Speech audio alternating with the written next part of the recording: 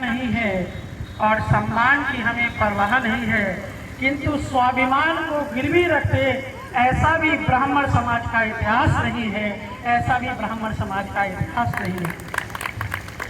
सम्मानित मंच, ब्राह्मण समाज की गौरवशाली संतति, इस गांव के बंधु बांधव, मेरे प्यारे भाई बहनों, बच्चियों, सभी का मैं इस ग्राम सभा महुर कला में स्वागत करती हूँ, अभिनंदन करती हूँ। और इस मंच से बोलना मेरे लिए सौभाग्य नहीं, परंतु मैं अपना कर्तव्य समझती हूँ। इसीलिए मैं गोरखपुर से चल करके आपके मध्य में चंदौली जनपद के ग्राम महुर कला में आई हूँ, जहाँ पर मेरे भाई ने ब्राह्मणत्व की और सनातन की ज्योत को प्रज्वलित करके रखा है। मेरे भाई ने इस ज्योत को जगा के रखा है, तो मेरा ये कर्तव्य बनता है कि उस दीपक में आकर के कुछ ना कुछ घी डालूं, कुछ ना कुछ तेल डालूं, जिससे ये बाती जलती रहे, उनका मनोबल बना रहे।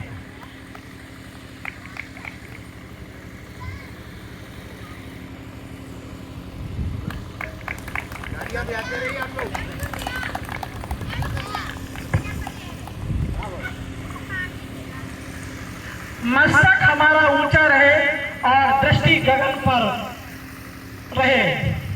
मस्तक हमारा ऊंचा रहे और दृष्टि गगन पर रहे और चरण हमारे धरा पर गड़े रहे। और ब्राह्मण समाज की नारियों की बाड़ी ओज से भरी रहे, स्वाभिमान से भरी रहे।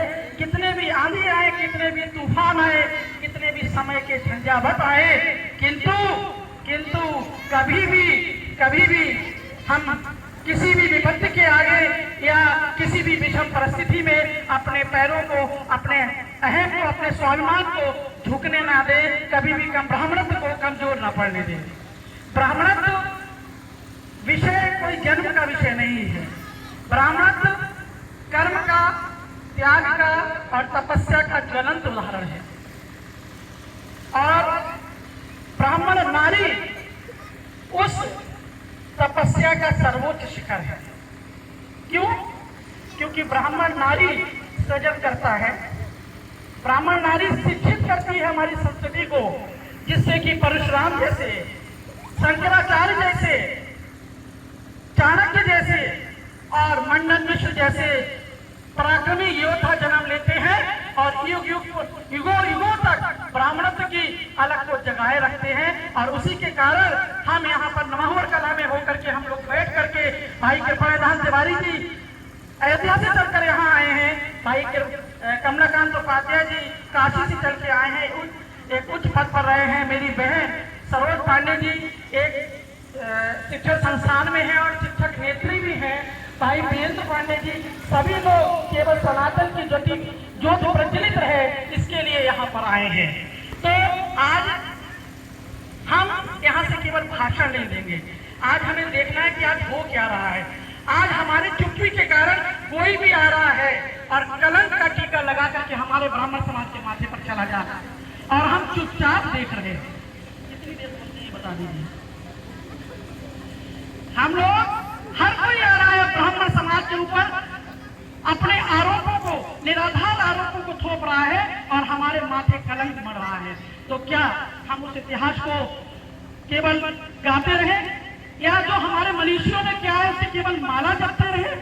नहीं, अगर माला हम जपते रहेंगे तो हम इतिहास निर्माता नहीं रहेंगे, केवल इतिहास गाते रहेंगे। इसलिए समय है इतिहास बनाने का, समय है ऐसे युवाओं को, ऐसी संतति को जन्म देने का। क्या कारण है आज ऐसी संतति जन्म नहीं ले रही है? लेकिन नहीं, संतति है लेकिन उनको तराशने की आवश्यकता है।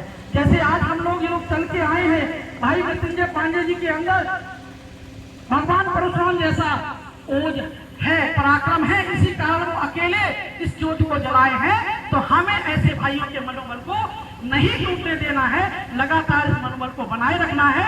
ऐसा जो ब्राह्मण समाज के प्रहरी हैं, जो ब्राह्मण समाज के आगे बढ़ते हुए देखना चाहते हैं, उनका प्रयास रहना चाहिए कि मेरे भाई का जो दिया है वो जलता हुआ रहे, उसको हमें जलते देना है। लेकिन ये कैसे होगा? हमें अपने संस्कारों को बच्चों को देना होगा। ये दायित्व है हमारी माताओं का, हमारी बहनों का, कि अपनी बच्चियों को शिक्षित करें,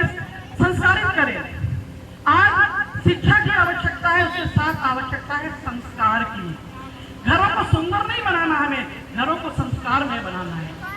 हमें केवल समाज को देखते नहीं रहना है, समाज को दिशा देने वाला बनना है। तो ऐसे लोग समाज से निकल करके आने चाहिए जो कि समाज को दिशा दे, समाज को एक मार्गदर्शन प्रदान करे, जिसके लिए आवश्यकता है गुरुकुलों की। गुरुकुल शिक्षा पद्धति पे हमें लौटना पड़ेगा और ये प्रयास समाज सामूहिक रूप से कर सकता है। क्या कारण है कि आज मारवाड़ी समाज, अन्य समाज जो लोग हैं, अपनी समस्याओं का निदान आपस में मिलकर के स्वयं खंड करके कर लेते हैं, सरकार का मुंह नहीं देखते। हम सरकार का दोष देते रहते हैं। तो क्या अगर महुअर कला के गांव से एक एक व्यक्ति निकल करके आता तो ये पंडाल खड़ा होता, लेकिन उसकी कोई चिंता नहीं है। जितने आप लोग हैं उतने लोग काफी हैं, उतने लोग पर्याप्त हैं। तो मेरा निवेदन आप लोगों से यही कहना है कि हम लोग अपने बच्चों को सही शिक्षा दें, सही संस्कार दें, और जिससे कि हमारे बच्चे ब्राह्मण समाज के लिए निरंतर उनके अंदर एक भावना होनी चाहिए कि जिस देश जाति में जन्म लिया बलिदान हम उसी पर हो जाए। बोलना बहुत आसान है, लेकिन यहाँ आना भी लोगों को दुश्वार लग रहा है। तो कैसे उस कल्पना को हम साकार करेंगे, इस पर हमें अपने परिवार में, अपने सदन में बैठ करके गंभीर रूप से मंथन करने की, विचार करने की आवश्यकता है। लेकिन निश्चित रूप से हमारा भविष्य उज्जवल है, तभी हम सभी लोगों के टारगेट पे रहते हैं। ब्राह्मण समाज न कभी कमजोर था, न कमजोर है और न रहेगा। ब्राह्मण ने हमेशा पूरे समाज की चिंता की है, तो हम अपनी चिंता क्यों नहीं करेंगे? कि ऐसा तो हमारे विरोधियों को सोचना चाहिए। हम उसका डंका नहीं पीटते, हम उसका दिखावा नहीं करते, लेकिन जहां हमारा अहित हो रहा होता है हमें अपना खुद समझ आ जाता है, उसको हम संभाल लेते हैं। आज भी आपने देखा होगा कि जो लिस्ट आई है प्रशासनिक सेवाओं की, उस पर टॉपर कौन है? शक्ति दुबे। और भी काफी ब्राह्मण लोग उसमें सिलेक्ट हुए हैं। तो हम अगर कोई गलत हमारे खिलाफ आवाज उठती है, हमारे माथे पर कलंक करने का प्रयास करता है, और अनुराग कश्यप जैसे लोग अगर कुछ बोलते हैं, तो उसका गांव-गांव से, हर घर से उसका प्रत्युत्तर होना चाहिए, उसका जवाब होना चाहिए।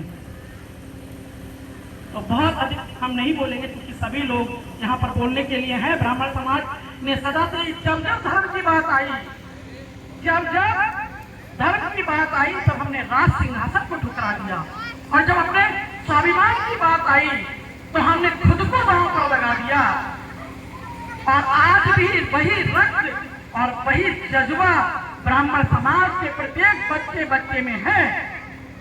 हम न टूटेंगे, हम न बिखरेंगे, और हमें संकल्प लेते हैं कि ये जो ब्राह्मण समाज को एकत्रीकरण करने का जो जज्बा है, वो वेदों की तरह हमारे रगों में अमर रहेगा, और ये लावा, ये ज्वाला हर ब्राह्मण समाज के बच्चे के अंदर जलती रहनी चाहिए।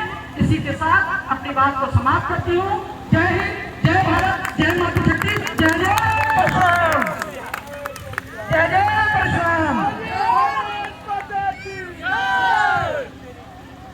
अभी